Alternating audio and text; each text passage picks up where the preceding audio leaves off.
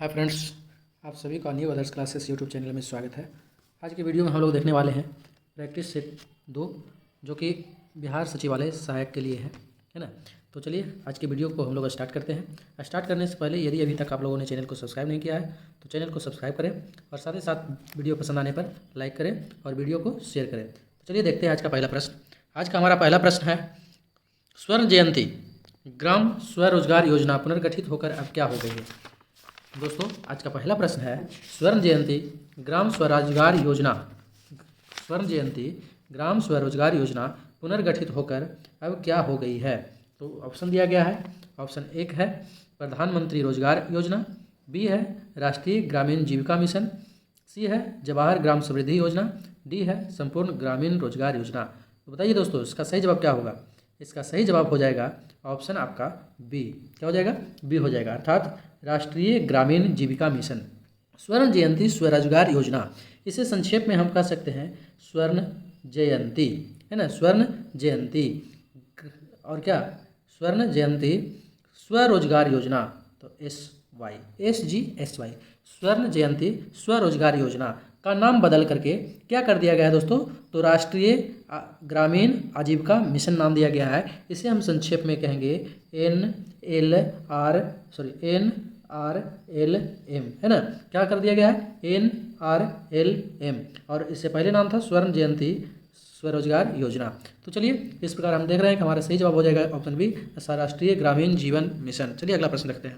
हमारा अगला प्रश्न है दोस्तों, नीरज चोपड़ा का नाम कौन से खेल से जुड़ा हुआ है। तो अभी हाल ही में हम लोग नीरज चोपड़ा का नाम सुने हैं। तो नीरज चोपड़ा जो है ये भाला खेल फेंक से संबंधित है और इन्होंने भाला फेंक में भारत को कौन सा पदक दिलाया है? स्वर्ण पदक दिलाया है। कौन सा पदक दिलाया है दोस्तों? स्वर्ण पदक दिलाया है। तो चलिए अगले प्रश्न की ओर चलते हैं। हमारा अगला प्रश्न है, 2022-23 के लिए बिहार ने कितने करोड़ रुपये का बजट पेश किया है। 2022-23 के लिए दोस्तों बिहार ने कितने करोड़ रुपये का बजट पेश किया है। ऑप्शन ए है 2,37,691 करोड़, 2,68,555 करोड़, सी है 2,45,866 करोड़ और डी है 2,69,855 करोड़। इसका सही जवाब क्या होगा? इसका सही जवाब हो जाएगा दोस्तों ऑप्शन ए, अर्थात 2,37,691.19 करोड़ रुपये का बजट पेश किया गया है। यह बजट जो है पिछले वर्ष की तुलना में 9% अधिक है। तो चलिए अगला प्रश्न देखते हैं दोस्तों। हमारा अगला प्रश्न है, ताओवाद दर्शन और धार्मिक आस्था की एक प्राचीन परंपरा है। ताओवाद जो है दर्शन और धार्मिक आस्था की एक प्राचीन परंपरा है जो निम्नलिखित में से किससे गहरे रूप से जुड़ी हुई है। ऑप्शन ए है ताइवानी प्रथा और विश्व दृष्टि, ऑप्शन बी है क्या दोस्तों, चीनी प्रथा और विश्व दृष्टि, सी है जापानी प्रथा और विश्व दृष्टि, डी है वियतनामी प्रथा और विश्व दृष्टि। इसका सही जवाब क्या हो जाएगा? इसका जो सही जवाब है दोस्तों बी, है ना, अर्थात चीनी प्रथा और विश्व दृष्टि। थोड़ा सा हम ताओवाद के बारे में विशेष से जानेंगे। ताओवाद क्या है? तो दोस्तों ताओवाद जो है एक प्राचीन दार्शनिक और धार्मिक परंपरा है। ऐसा माना जाता है कि यह परंपरा मुख्यतः चीनी रीति रिवाजों और विश्व दृष्टि से जुड़ी हुई है। ताओवाद की व्युत्पत्ति 2000 वर्ष पूर्व चीन में हुई थी। 2000 वर्ष पहले क्या हुआ था? ताओवाद का उत्पत्ति चीन में हुआ था, ऐसा माना जाता है। ताई विचुआन, क्विगोंग और विभिन्न युद्ध कलाओं द्वारा ताओवादी विचारधारा पूरे विश्व में लोकप्रिय हो गई। तो चलिए इस प्रकार हम देख रहे हैं कि ताओवाद जो है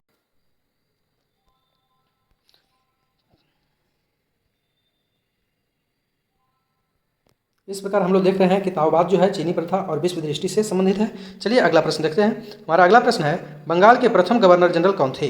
बंगाल के प्रथम गवर्नर जनरल की बात कहा गया है दोस्तों, तो हम लोग जानते हैं। चलिए ऑप्शन देखते हैं। ऑप्शन ए है रॉबर्ट क्लाइव, बी है विलियम बेंटिक, सी है वारेन हेस्टिंग्स और डी है चार्ल्स कॉर्नवालिस। तो बंगाल के प्रथम गवर्नर जनरल कौन थे? तो हम लोग जानते हैं दोस्तों कि बंगाल के जो प्रथम गवर्नर जनरल थे वे थे वारेन हेस्टिंग्स। कौन थे? वारेन हेस्टिंग्स थे, अर्थात हमारा सही जवाब क्या होगा? ऑप्शन ए हो जाएगा। Option A is right, option C is right answer, अर्थात सी हो जाएगा। अब वारेन हेस्टिंग्स के बारे में जानते हैं दोस्तों, है ना।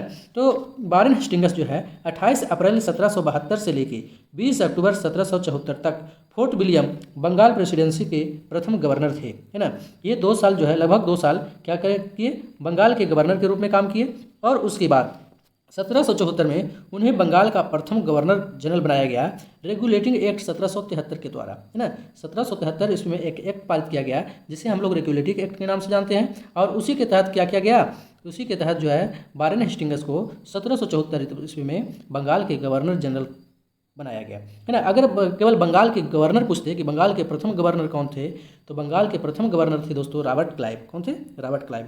और वारेन हेस्टिंग्स एक ऐसा व्यक्ति है जो बंगाल के गवर्नर भी थे और गवर्नर जनरल, यानी कि कहने का मतलब है कि यदि प्रश्न पूछा जाए कि वैसे गवर्नर या बंगाल के अंतिम गवर्नर जनरल कौन है, तो हमारा हो जाएगा वारेन हेस्टिंग्स। बंगाल का अंतिम गवर्नर वारेन हेस्टिंग्स, जबकि बंगाल के प्रथम गवर्नर जनरल तो भी वारेन हेस्टिंग्स ही होगा। चलिए अगला प्रश्न देखते हैं।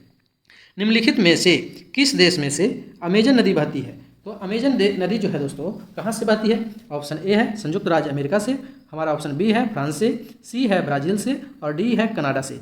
तो कहाँ से बहती है? तो अमेजन नदी जो है कहाँ से बहती है? तो अमेजन नदी बहती है ब्राज़ील से। अमेजन नदी कहाँ से बहती है दोस्तों? ब्राज़ील से। इसलिए हमारा सही जवाब क्या हो जाएगा? ऑप्शन सी होगा। अमेजन नदी दक्षिण अमेरिका के उष्णकटिबंधीय वनों से होकर मुख्यतः ब्राज़ील से बहती है। कहाँ से बहती है? ब्राज़ील से बहती है। चलिए अगला प्रश्न देखते हैं। सह्याद्री पर्वत श्रृंखला का अन्य नाम क्या है? सह्याद्री पर्वत श्रृंखला का अन्य नाम क्या है दोस्तों? तो सह्याद्री पर्वत श्रृंखला का अन्य नाम जो है क्या है? ऑप्शन ए दिया गया है मध्य हिमालय, बी है शिवालिक, सी है पश्चिमी घाट, और डी है पूर्वी घाट। तो इसका सही जवाब होगा दोस्तों सी। क्या हो जाएगा? सी हो जाएगा, अर्थात पश्चिमी घाट हो जाएगा। पश्चिमी घाट को सह्याद्री के नाम से भी जानते हैं, या सह्याद्री को पश्चिमी घाट क्या है, बात एक ही है। चलिए अगला प्रश्न देखते हैं। हमारा अगला प्रश्न है खाद्य एवं कृषि संगठन का मुख्यालय कहाँ है? ऑप्शन दिया गया है रोम, जिनेवा, पेरिस, वाशिंगटन। तो खाद्य एवं कृषि संगठन का मुख्यालय कहाँ स्थित है दोस्तों? रोम। रोम इटली की राजधानी रोम में अवस्थित है। चलिए अगला प्रश्न देखते हैं। हमारा अगला प्रश्न है प्रतिमाओं के जुलूस के द्वारा सामाजिक बुराइयों का प्रत्यक्ष सामना करने और उनके षड्यंत्रकारियों की आलोचना के लिए मारबतों और बदग्यासों का त्यौहार माना जाता है ना। षड्यंत्रकारियों की आलोचना के लिए मारबतों और बदग्यासों का त्यौहार माना जाता है। वो कहाँ पे मनाया जाता है? ये त्यौहार कहाँ मनाया जाता है? ऑप्शन ए है जबलपुर में, बी है पणजी में, सी है नागपुर में, और डी है हैदराबाद में। तो इसका जो सही आंसर होगा दोस्तों वो हो जाएगा आपका क्या? सी, अर्थात नागपुर में। चलिए इसके बारे में हम लोग थोड़ा सा आपको डिटेल में बताते हैं, है ना, कि ये मारबतों और बदग्यासों का त्यौहार क्यों मनाया जाता है। मारबत और बडग्या क्रमशः बाँस, कागज और पन्नी से महिला और पुरुष की आकृति बनाई जाती है। कहा जाता है कि मारबत और बडग्या को बुराई के प्रतीक के रूप में माना जाता है। ये जो है दोस्तों मारबत और बदग्यासो, इन दोनों को बुराई के प्रतीक के रूप में माना जाता है। काली मारबते को रावण की बहन पूतना राक्षसी का रूप दिया गया है ना। किसका रूप दिया गया है? रावण की बहन पूतना का राक्षसी रूप दिया गया है। और साथ ही साथ दोस्तों श्री कृष्ण के हाथों मारे जाने के बाद गोकुल वासियों ने काली मारबत को गांव के बाहर ले जाकर जला दिया गया था, जिससे गांव की सभी बुराइयों एवं कुप्रथाएं बाहर चली जाए। तभी से काली मारबत का निर्माण किया जा रहा है। इसमें खांसी, सर्दी, दर्द और कष्ट, मक्खियों और मच्छरों, कीड़े जैसे रोग और महामारी से मुक्ति की प्रार्थना लोगों द्वारा किया जाता है। तो दोस्तों ये थी कहानी आपको किसका?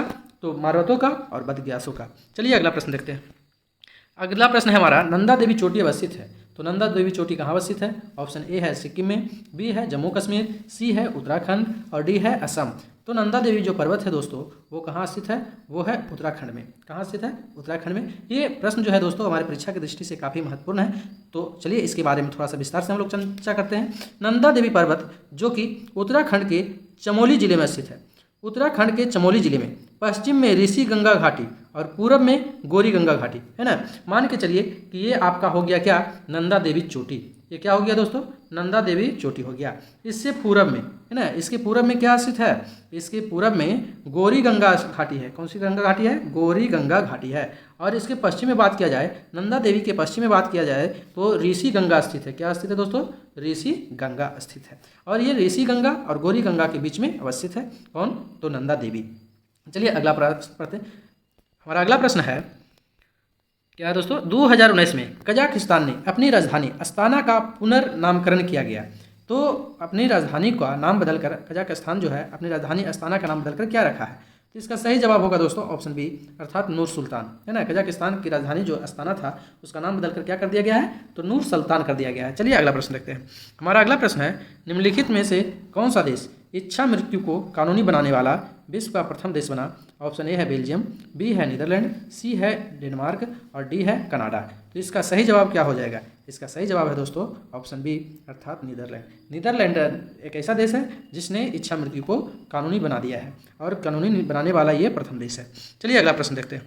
निम्नलिखित में से किस देश ने यूरो कप 2020, यूरो कप का संबंध किस खेल से है? तो फुटबॉल से है। और यूरो कप 2020 का खिताब किसने जीता था? ऑप्शन ए है फ्रांस, बी है जर्मनी, सी है इंग्लैंड और डी है इटली। इसका सही जवाब क्या हो जाएगा दोस्तों? तो इसका सही जवाब हो जाएगा ऑप्शन डी अर्थात इटली। इटली ने यूरो कप 2020 जो है 3-2 से जीता था और किसे हरा कर जीता था? तो इंग्लैंड को हरा कर जीता था। किसे हरा कर जीता दोस्तों? इंग्लैंड को, है ना। यानी कि यूरो कप 2020 का विजेता है इटली, तो उप विजेता कौन है? तो उप विजेता है इंग्लैंड। चलिए अगला प्रश्न देखते हैं। शिव कुमार शर्मा किसके प्रसिद्ध वादक हैं? तो शिव कुमार शर्मा दोस्तों किसके प्रसिद्ध वादक हैं? ऑप्शन ए है सितार, बी है बांसुरी, सी है संतूर, डी है तबला। तो इसका सही जवाब क्या होगा? इसका सही जवाब हो जाएगा दोस्तों ऑप्शन सी। क्या हो जाएगा? ऑप्शन सी हो जाएगा अर्थात क्या? संतूर। क्या हो जाएगा? संतूर हो जाएगा। चलिए अगला प्रश्न देखते हैं। शिव कुमार शर्मा किसके प्रसिद्ध वादक थे? तो संतूर के थे। अगला प्रश्न है, ब्लेड रनर के नाम से कौन जाना जाता है? ब्लेड रनर के नाम से कौन जाना जाता है? तो इसका सही जवाब हो जाएगा, ऑप्शन देखते हैं। ऑप्शन ए है उसेन बोल्ट, बी है ऑस्कर कार्ल पिस्टोरियस, सी है कार्ल ल्यूइस और डी है बेन जॉनसन। तो ब्लेड रनर के नाम से किसे जाना जाता है दोस्तों? तो ब्लेड रनर के नाम से जाना जाता है ऑस्कर कार्ल पिस्टोरियस को। किसे जाना जाता है? ऑस्कर कार्ल पिस्टोरियस को जाना जाता है। चलिए अगला प्रश्न देखते हैं। हमारा अगला प्रश्न है, गृह मंत्रालय द्वारा संचालित FCRA का विस्तृत रूप क्या है? FCRA का विस्तृत रूप क्या है दोस्तों? तो इसका देखते हैं हम लोग। FCRA का जो विस्तृत रूप है वो है फॉरेन कंट्रीब्यूशन रेगुलेशन एक्ट, अर्थात इसका सही जवाब हो जाएगा ऑप्शन बी। चलिए अगला प्रश्न देखते हैं। अगला प्रश्न है हमारा, बुद्ध कौशाम्बी किसके राज्यकाल में आए थे? तो बुद्ध कौशाम्बी जो आए थे वो किसके काल में आए थे दोस्तों? तो ऑप्शन है ए शतानिक के काल में, बी उदयन के काल में, सी बोधि के काल में और डी निच्छु के काल में। तो इसका सही जवाब होगा दोस्तों उदयन। और उदयन का बात करें तो उदयन का संबंध किस वंश से था? हर्यक वंश से था। और हर्यक वंश की स्थापना किसने किया था? बिंबिसार। बिंबिसार को दोस्तों उसके पुत्र अजातशत्रु ने क्या कर दिया था? हत्या कर दिया था। और अजातशत्रु का जो उत्तराधिकारी हुआ वो कौन था? उदयन है। और उदयन ने ही पाटलिपुत्र नामक नगर बसाया था। तो चलिए अगला प्रश्न की ओर चलते हैं। हमारा अगला प्रश्न है दोस्तों, विश्व का सबसे ऊंचा कहा जाने वाला विश्व शांति स्तूप बिहार में कहाँ है? ऑप्शन ए है वैशाली, बी है नालंदा, सी है राजगीर और डी है पटना। तो विश्व का सबसे ऊंचा कहा जाने वाला विश्व शांति स्तूप बिहार के नालंदा जिले में राजगीर में अवस्थित है। कहाँ अवस्थित है दोस्तों? राजगीर में अवस्थित है। और ये किस जिले में है? तो नालंदा जिले में अवस्थित है। इसमें जो है ह्वेन सांग के अनुसार अशोक ने 84,000 स्तूपों का निर्माण किया था, जिसे पुष्यमित्र शुंग ने नष्ट कर दिया था। ठीक है, चलिए आगे प्रश्न देखते हैं। जिसके ग्रंथ में चंद्रगुप्त मौर्य का विशिष्ट रूप से वर्णन हुआ है वह है कौन? ऑप्शन ए है भास है, बी है शूद्रक और सी है विशाखदत्त और डी है अश्वघोष। तो जैसा चंद्रगुप्त मौर्य का जो विशिष्ट रूप से वर्णन किया गया है दोस्तों वो किया गया है विशाखदत्त की पुस्तक में। किसमें किया गया है? विशाखदत्त की पुस्तक में। और उस पुस्तक का नाम क्या था? मुद्रा राक्षस, है ना। मुद्रा राक्षस नामक पुस्तक में विशाखदत्त ने चंद्रगुप्त मौर्य का विशिष्ट रूप से क्या किया है? वर्णन किया है। चलिए अगला प्रश्न देखते हैं। दिल्ली के लाल किले में मोती मस्जिद का निर्माण किया था, किसने करवाया था दोस्तों? दिल्ली के लाल किले में मोती मस्जिद का निर्माण किसने करवाया था? ऑप्शन है ए अकबर ने, बी जहांगीर ने, सी शाहजहां ने, डी औरंगजेब ने। तो इसका सही जवाब हो जाएगा ऑप्शन डी अर्थात औरंगजेब। कौन क्या था? औरंगजेब। औरंगजेब ने क्या किया था? चलिए अगला प्रश्न देखते हैं। हमारा अगला प्रश्न है, रंजीत सिंह ने सुप्रसिद्ध कोहिनूर हीरा प्राप्त किया था, किससे प्राप्त किया था? ऑप्शन ए है शाह शुजा से, बी है जमान शाह से और सी है दोस्त मोहम्मद से, डी है शेर अली से। तो रंजीत सिंह जो है सुप्रसिद्ध कोहिनूर हीरा प्राप्त किया था शाह शुजा से, इसलिए ए इज द राइट आंसर। अगला प्रश्न है, हेडगेवार ने किस वर्ष राष्ट्रीय स्वयंसेवक संघ की स्थापना की थी? तो दोस्तों राष्ट्रीय स्वयंसेवक संघ की स्थापना किसने किया था? राष्ट्रीय स्वयंसेवक संघ की स्थापना किसने किया था? तो हेडगेवार ने किया था। किसने किया था दोस्तों? हेडगेवार ने। कब किया था? कब किया था? तो वो किया था 1925 ईस्वी में। राष्ट्रीय स्वयंसेवक संघ की स्थापना किसने किया था? हेडगेवार ने किया था। और कब किया था? 1925 ईस्वी में किया था। चलिए अगला प्रश्न देखते हैं। हमारा अगला प्रश्न है, फिनिक्स फार्म कहाँ है? ऑप्शन ए है सूरतगढ़, बी है एसेक्स इंग्लैंड, सी है डरबन दक्षिण अफ्रीका और डी है कंपाला। तो इसका सही जवाब क्या हो जाएगा दोस्तों? इसका सही जवाब हो जाएगा, ये हो जाएगा आपको दक्षिण अफ्रीका डरबन में। अब बात करें फिनिक्स आश्रम की, तो फिनिक्स आश्रम क्या है? फिनिक्स फॉर्म क्या है? फिनिक्स फॉर्म जो है एक आश्रम है जिसे महात्मा गांधी जी द्वारा स्थापित किया गया था, है ना। और यह इस जो आश्रम है फिनिक्स फॉर्म जो है, इसकी स्थापना महात्मा गांधी जी ने किए थे। किस वर्ष किए थे? तो 1904 ईस्वी में किए थे। चलिए अगला प्रश्न देखते हैं।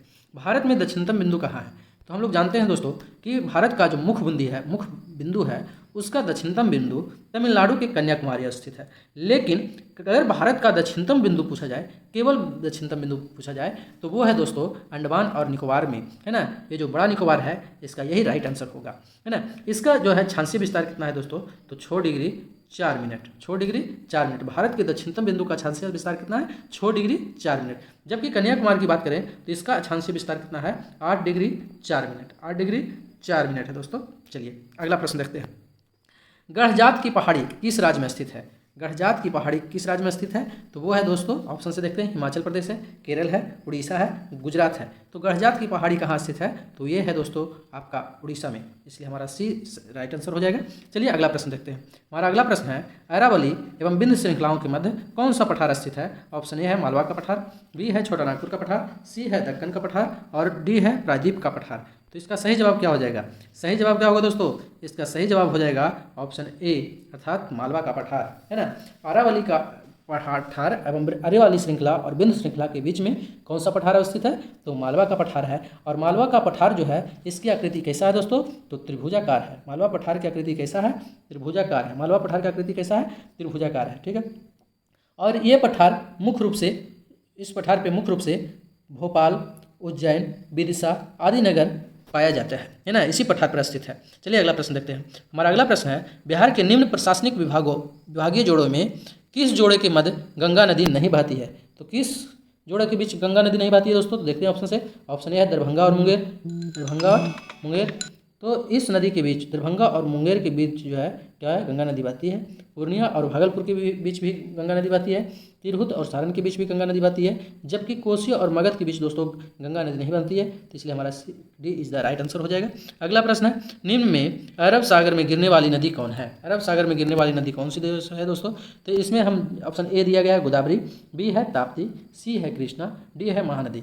तो दोस्तों ये जो ताप्ती नदी है ना, ये जो ताप्ती नदी है ये कहाँ गिरती है? अरब सागर में गिरती है ना। अरब सागर में गिरती है दोस्तों। और अगर इसकी उत्पत्ति की बात किया जाए, उद्गम की बात किया जाए, ताप्ती नदी के उद्गम का बात किया जाए, तो ये इसका उद्गम स्थल कहाँ है? ताप्ती नदी का उद्गम स्थल कहाँ है दोस्तों? तो मध्य प्रदेश के बैतूल जिले में, है ना। मध्य प्रदेश के बैतूल जिले में है। और ये मुल्ताई शहर के निकट, है ना, बैतूल जिले में मुल्ताई शहर के निकट सतपुड़ा की पहाड़ियों से ताप्ती नदी निकलती है। कहाँ से निकलती है? सतपुड़ा की पहाड़ियों से ताप्ती नदी निकलती है। सतपुड़ा पहाड़ी कहाँ है? तो मध्य प्रदेश में अवस्थित है, ठीक है। और दोस्तों साथ ही साथ इसके बारे में हम लोग और जान लें, ये भ्रंश घाटी से होकर बहती है। ताप्ती नदी जो है कहाँ से होकर बहती है? भ्रंश घाटी से होकर बहती है। और ये नदी अपने मुहाने पर ज्वार नदमुख का निर्माण करती है ना। ताप्ती नदी जो है ज्वार नदमुख का भी निर्माण करती है। चलिए अगला प्रश्न देखते हैं। हमारा अगला प्रश्न है, निम्नलिखित में से किस प्रकार की मृदा का जल धारण क्षमता सबसे कम होता है? ऑप्शन ए है बलुई दोमट, बी है दोमट बालू, सी है मटियार दोमट, डी है दोमट। तो इसका सही जवाब क्या हो जाएगा? इसका सही जवाब होगा ऑप्शन ए अर्थात बलुई दोमट। अगला प्रश्न है, सारण सिंचाई नहर निकलती है। सारण सिंचाई नहर कहाँ से निकलती है दोस्तों? ऑप्शन ए है सोन से, बी गंगा से, सी कोसी से, डी गंडक से। तो इसका सही जवाब हो जाएगा ऑप्शन डी अर्थात गंडक से। चलिए अगला प्रश्न देखते हैं। निम्नलिखित महाद्वीपों में से किसमें देशों की संख्या अधिकतम है? तो किसमें देशों की संख्या अधिकतम है दोस्तों? तो हम जैसे अफ्रीका की बात करें तो अफ्रीका महादेश में कुल देशों की संख्या कितना है? अफ्रीका महाद्वीप में कुल देशों की संख्या कितना है? तो 54 है। अफ्रीका महादेश में देशों की संख्या कितना है? 54 है। वही बात किया जाए एशिया की, तो एशिया महादेश में द्वीपों की संख्या कितना है दोस्तों? तो 48 है। एशिया में देशों की संख्या कितना है? 48। यूरोप की बात किया जाए तो यूरोप में देशों की संख्या कितना है? 51 है। कितना है दोस्तों? 51। उसी प्रकार दक्षिण अमेरिका की बात किया जाए तो यहाँ देशों की संख्या कितना है? 23 है। कितना 23 है? तो बताइए किस में देशों की संख्या सबसे अधिक हो गई? तो वो हो गया अफ्रीका। इसलिए इसका सही जवाब हो जाएगा इसका सही जवाब क्या होगा दोस्तों? इसका सही जवाब हो जाएगा हमारा ऑप्शन ए अर्थात अफ्रीका। अफ्रीका में कुल देशों की संख्या कितना है? 54 है। चलिए आगे चलते हैं। हमारा अगला प्रश्न है, निम्नलिखित में से कौन सा देश भौगोलिक क्षेत्र की दृष्टि से सीमा रहित सबसे बड़ा देश है? तो दोस्तों यहाँ सबसे पहले समझने वाली बात है कि सीमा रहित का अर्थ क्या होता है। सीमा रहित का अर्थ होता है वैसा देश जिसकी सीमा किसी भी देश के साथ नहीं लगती हो। वैसा देश जिसकी सीमा किसी स्थल के साथ, किसी दूसरे देश के स्थल के साथ नहीं लगती हो, उसे सीमा रहित देश कहते हैं। अर्थात इसके चारों ओर जो है जलीय सीमा होगा, है ना।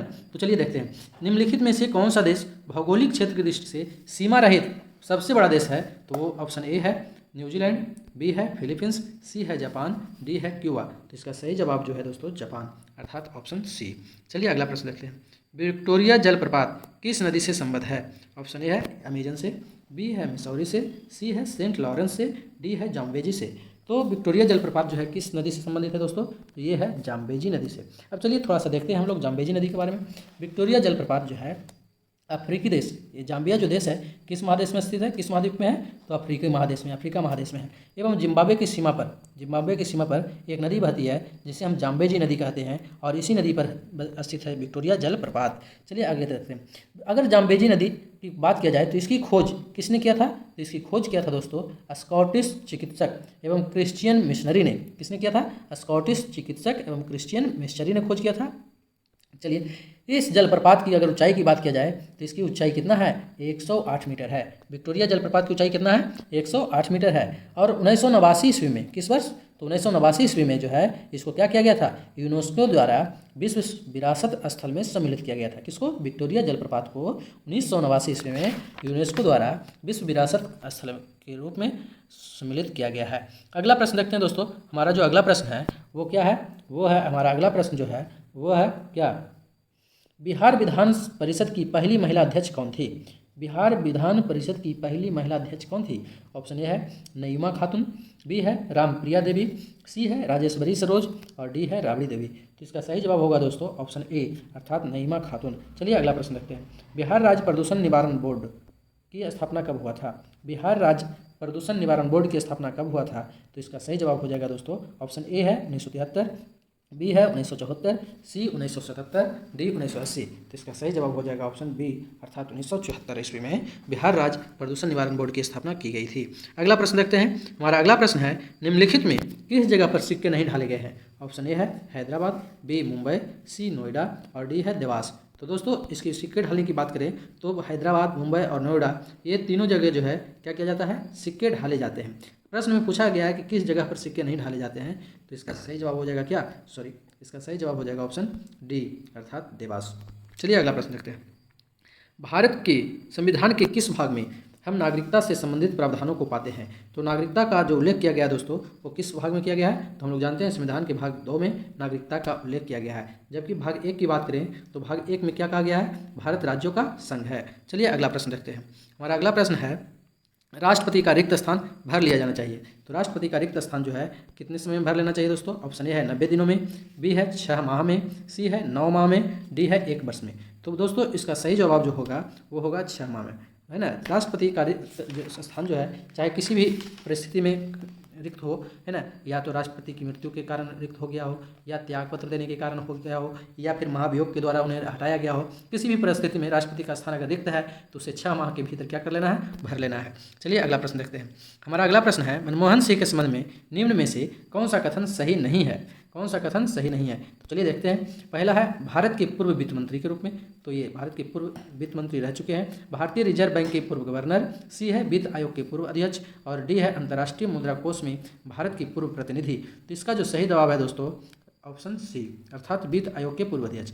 ये वित्त आयोग के अध्यक्ष कभी नहीं रहे थे। बाकी तीनों कथन सत्य है। ये वित्त मंत्री भी रह चुके थे, आरबीआई के गवर्नर भी रह चुके थे, और पूर्व प्रतिनिधि अंतर्राष्ट्रीय मुद्रा कोष IMF के में भारत के पूर्व प्रतिनिधि भी रह चुके हैं। चलिए अगला प्रश्न देखते हैं। लोकसभा के कम से कम एक वर्ष में कितने सत्र बुलाए जाते हैं? तो ऑप्शन है वर्ष में 1 बार, बी वर्ष में 2 बार, सी वर्ष में 3 बार, डी वर्ष में 4 बार। अगर लोकसभा की बात करें दोस्तों तो लोकसभा के सत्र की बात करें तो इसका जो बात है ना कि संविधान के अनुच्छेद 85(1) में, भारतीय संविधान के अनुच्छेद 85(1) में यह कहा गया है कि राष्ट्रपति समय समय पर संसद के प्रत्येक सदन को ऐसे समय और स्थान पर जो वह ठीक समझे अधिवेशन के लिए आहूत करेगा। अर्थात कहने का मतलब है कि अधिवेशन बुलाने का यानी सत्र बुलाने का अधिकार किसे है, तो राष्ट्रपति के है। लेकिन संसद के 2 सत्रों के बीच अधिकतम अंतराल कितना होना चाहिए, 6 महीने। कहने का मतलब है दोस्तों कि अगर सत्र जो बुलाया जाता है लोकसभा और राज्यसभा का, वो दोनों मैंने साल में अधिकतम सत्रों के बीच में कितना गैप होना चाहिए, तो अधिकतम 6 महीने का गैप होना चाहिए, उससे ज़्यादा का नहीं होना चाहिए। तो कहने का मतलब है कि मिनिमम जो है लोकसभा का जो सत्र है वर्ष में कम से कम कितनी बार बुलाए जाएंगे, तो 2 बार कम से कम बुलाए जाएंगे।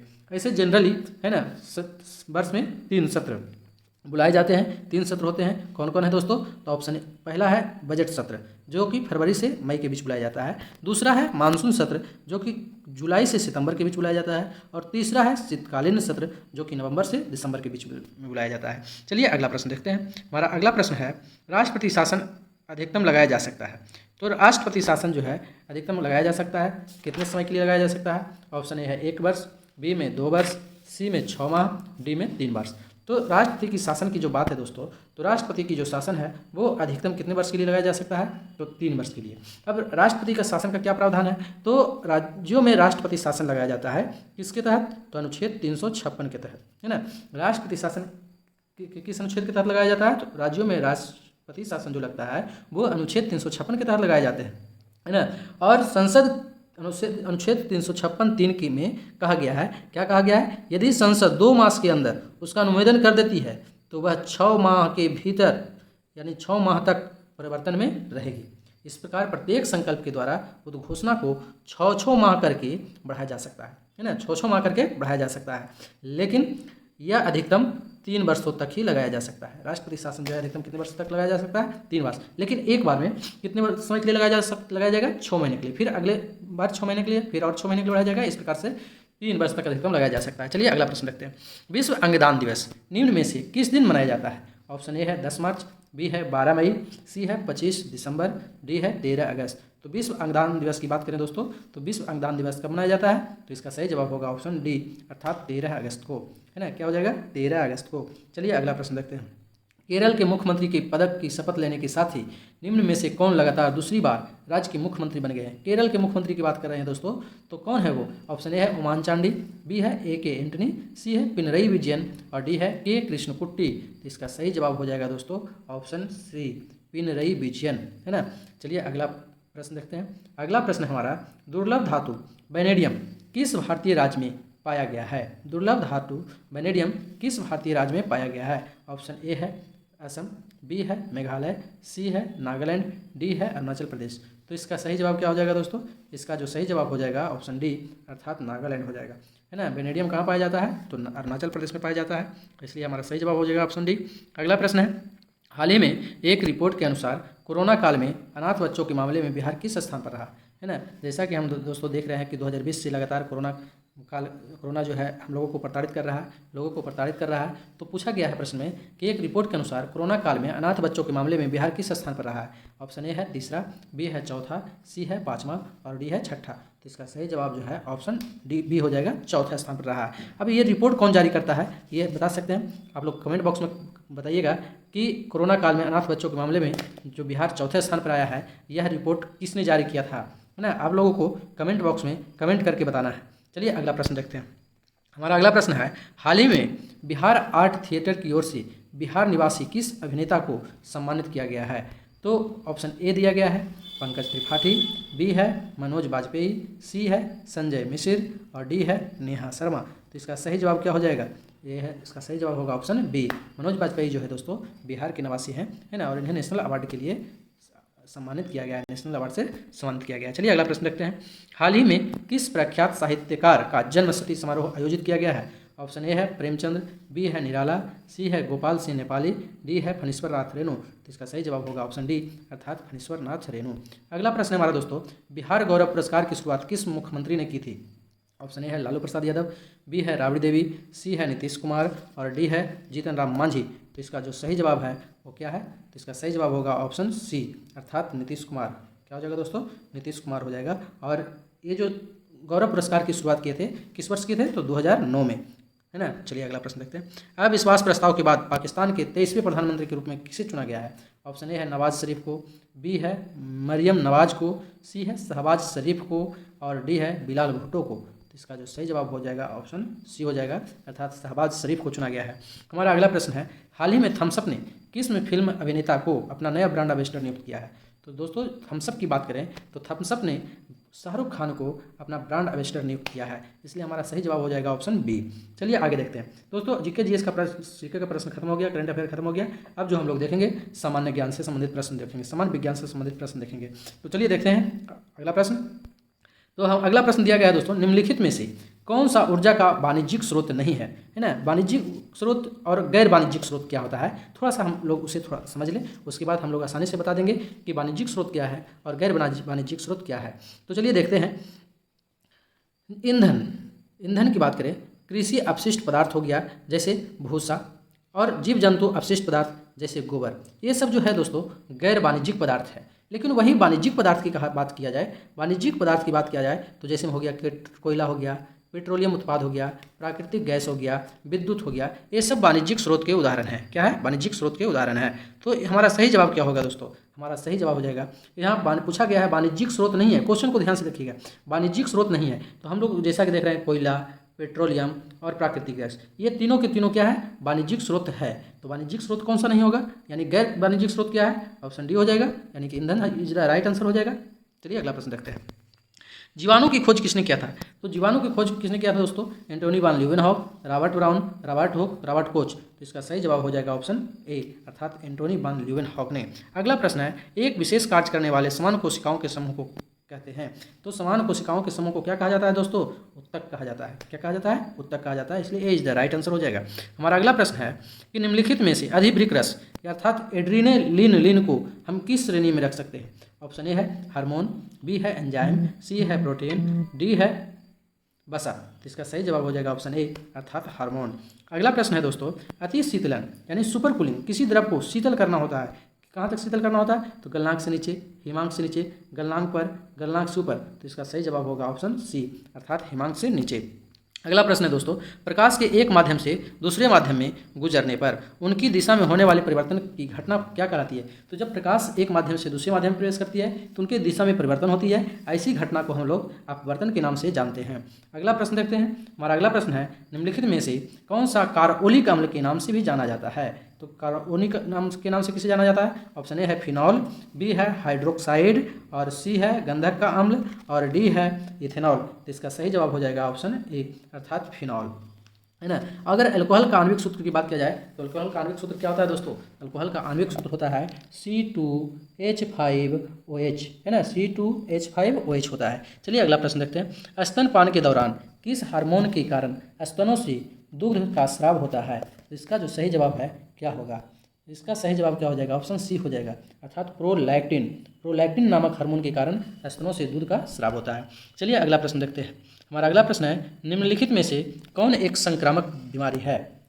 संक्रामक बीमारी कौन सा है दोस्तों? तो ऑप्शन दिया गया है खसरा, स्कर्वी, दमा या मधुमेह। तो इसका सही जवाब होगा ऑप्शन ए, अर्थात खसरा। हमारा अगला प्रश्न है, जब बर्फ पिघलती है तो क्या होता है? आयतन बढ़ता है, आयतन घटता है, द्रव्यमान बढ़ता है, द्रव्यमान घटता है। तो इसका सही जवाब होगा ऑप्शन बी, अर्थात आयतन घटता है। जब बर्फ पिघलती है यानी किसी भी चीज़ को जब हम गर्म करते हैं, है ना, क्या करते हैं? गर्म करते हैं।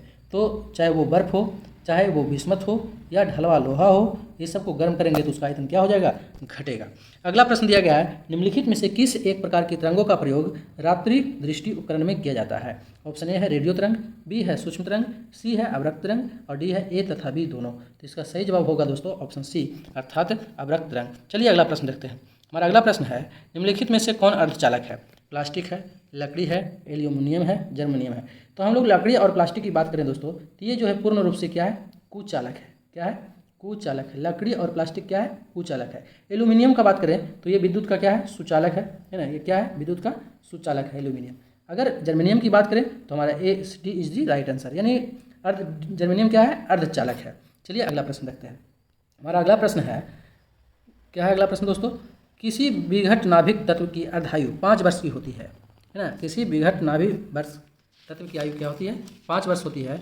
तो 20 वर्ष के बाद विघट नाभिक पदार्थ का जो अंश बच जाता है वह हो जाएगा, कितना हो जाएगा? 1/2 हो जाएगा, 1/4 हो जाएगा, 1/8 हो जाएगा, या 1/16 हो जाएगा। तो इसका सही जवाब जो है दोस्तों क्या है? ऑप्शन डी है, अर्थात 1/16 हो जाएगा।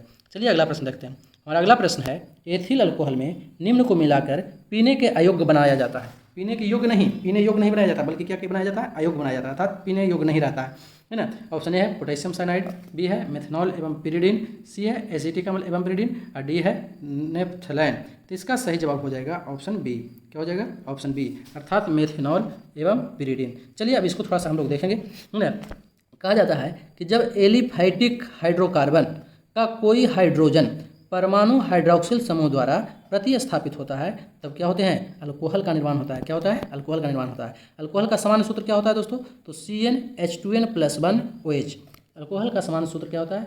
CnH2n+1 और OH। क्या होता है? OH। CnH2n+1OH। CnH2n+1 क्या होता है? OH होता है। CnH2n+1OH होता है ना। ये किसका सूत्र है? तो अल्कोहल का सूत्र है। अब एथिल अल्कोहल में मेथनॉल एवं पिराडीन मिला देने से यह एक जहरीला पेय पदार्थ बन जाता है। क्या बन जाता है? जहरीला पदार्थ बन जाता है, जिसको पीने से लोगों की क्या हो जाती है? मृत्यु हो जाती है। इसलिए इसका सही जवाब होगा मेथनॉल एवं पिरिडीन।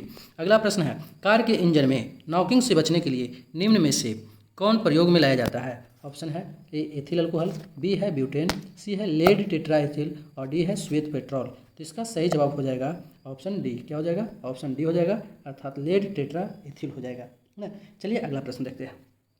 हमारा अगला प्रश्न है लेड टेट्राएथिल का रासायनिक सूत्र की बात किया जाए तो क्या हो जाएगा? लेड टेट्राएथिल या टेट्राएथिल लेड का रासायनिक सूत्र पूछे तो क्या हो जाएगा? इसका रासायनिक सूत्र हो जाएगा दोस्तों CH3CH2 और उसके बाद क्या हो जाएगा? Pb। क्या हो जाएगा? Pb। CH3CH2Pb किसका रासायनिक सूत्र है? तो लेड टेट्राएथिल का। चलिए अगला प्रश्न देखते हैं। हमारा अगला प्रश्न है निम्नलिखित में से कौन सा सही सुमेलित नहीं है? हमें पहचानना है कि कौन सही सुमेलित नहीं है। तो चलिए मिलान करते हैं, है ना। ऑप्शन ए में दिया गया है अलवणीकरण समुद्री जल, बी है प्रतिलोम प्रासरण पेयजल, सी है विकृतीकरण प्रोटीन और डी है पास्तुरीकरण चाय। तो इसका जो सही जवाब होगा दोस्तों ऑप्शन डी। पास्तुरीकरण के बारे में समझते हैं कि पास्तुरीकरण क्या है। पास्तुरीकरण एक ऐसी प्रक्रिया है दोस्तों, पास्तुरीकरण एक ऐसी प्रक्रिया है जिसके द्वारा दूध को हानिकारक जीव विहीन बनाया जाता है। जिसके पाइसीकरण के या पास्तुरीकरण के द्वारा क्या किया जाता है? दूध को हानिकारक जीव विहीन बनाया जाता है। इसलिए हमारा D is the right answer हो जाएगा। चलिए अगला प्रश्न देखते हैं। हमारा अगला प्रश्न है DAP में कितने प्रतिशत फास्फोरस P2O3 तथा नाइट्रोजन N पाई जाती है ना। तो DAP की बात करें दोस्तों तो हम लोग जानते हैं कि DAP में 18% कितना प्रतिशत? 18% नाइट्रोजन की मात्रा और 46% फास्फोरस की मात्रा होता है ना। तो इसलिए इसका सही जवाब जो होगा दोस्तों ऑप्शन क्या? बी हो जाएगा। अब चूंकि DAP की आणविक सूत्र या रासायनिक सूत्र की बात किया जाए तो DAP का रासायनिक सूत्र क्या होगा? आप लोग ध्यान से देखें। DAP का रासायनिक सूत्र हो जाएगा दोस्तों NH4 के होल ट्वाइस। क्या होगा? NH4 के होल ट्वाइस और क्या होगा दोस्तों? HP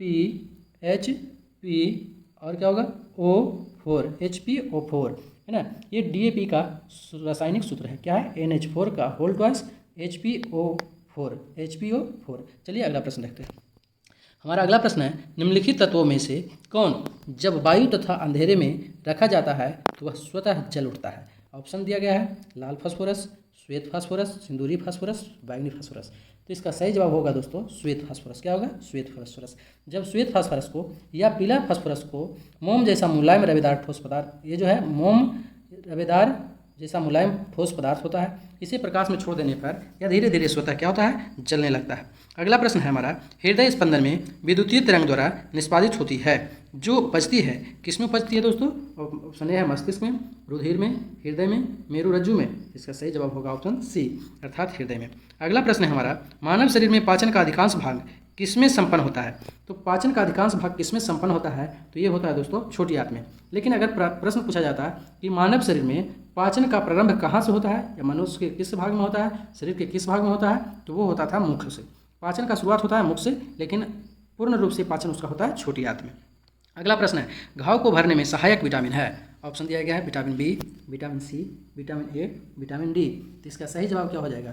इसका सही जवाब है दोस्तों ऑप्शन बी अर्थात विटामिन सी। विटामिन सी घाव को भरने में सहायक है। अगला प्रश्न है, हमारे शरीर में त्वचा तल के नीचे विद्यमान वसा निम्नलिखित के विरुद्ध अवरोधक का काम करती है। ऑप्शन ए शरीर की ऊष्मा का क्षय, आवश्यक शारीरिक द्रव्यों का क्षय से, सी है शरीर के लवणों का क्षय, डी है वातावरण से हानिकारक सूक्ष्मजीवों का प्रवेश। तो क्या है, जो हमारे त्वचा के तल के नीचे जो विद्यमान वसा है वो किससे हमारी रक्षा करता है? तो शरीर की ऊष्मा को क्षय होने से हमारी क्या करता है? रक्षा करता है, रक्षा करने का काम करता है। अगला है, निम्नलिखित में कौन सा पादप हार्मोन है? ऑप्शन दिया गया है, ए में इंसुलिन, बी थायरोक्सिन, सी एस्ट्रोजन और डी है साइटोकाइनिन। तो इसका सही जवाब होगा दोस्तों ऑप्शन डी अर्थात साइटोकाइनिन। अगला प्रश्न है, डेंगू बुखार में मानव शरीर में निम्नलिखित में से किसकी कमी हो जाती है?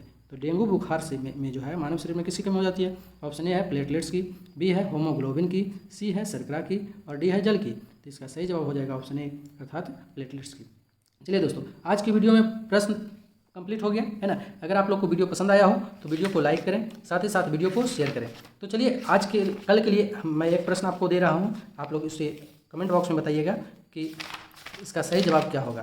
तो इसका सही जवाब क्या होगा कमेंट बॉक्स में बताना है। क्या करना है? कमेंट बॉक्स में बताना है। तो चलिए कल के लिए एक प्रश्न आपको दे रहे हैं, बिहार में अगला कल के लिए प्रश्न है दोस्तों, क्या है? कल के लिए प्रश्न है, बिहार में जगजीवन राम संसदीय अध्ययन, जगजीवन राम है ना, जगजीवन राम संसदीय अध्ययन और अनुसंधान संस्थान कहाँ है? इस प्रश्न का जवाब आप लोग को क्या करना है? कमेंट बॉक्स में देखना है। चलिए वीडियो देखने के लिए धन्यवाद।